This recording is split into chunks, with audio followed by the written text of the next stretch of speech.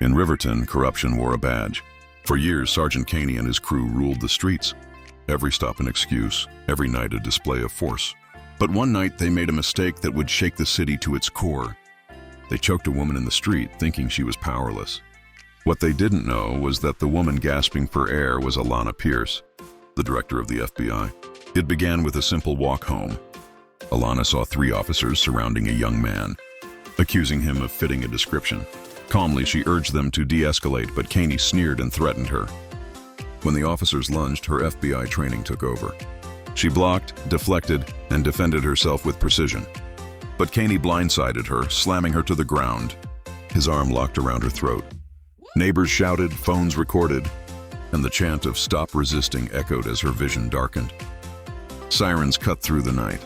EMTs rushed in and demanded the cuffs be removed. When they checked her ID, the truth stunned everyone. The battered woman was not a civilian. She was the nation's top law enforcement official. By morning, the footage was everywhere. Cops choke out woman for resisting trended across the world. The mayor suspended the officers. The police chief scrambled with excuses, but the people of Riverton had seen enough. The community rallied, church members, neighbors, students, all demanding change. Yet behind the outrage lay a deeper truth. For months, the FBI had been quietly investigating Riverton Police, a hidden network called the Greys, officers tied to narcotics, extortion, even cartels. Kaine was their muscle, but not their leader. What was meant to silence Alana had instead exposed everything. Now Riverton stood on the edge of a firestorm, one that threatened to bring an empire of corruption crashing down.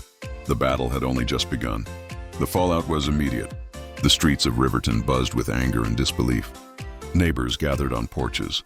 Church groups met in living rooms, and cell phone footage played on repeat across every screen in the country. The city couldn't look away. In the hospital, Alana lay bruised but unbroken.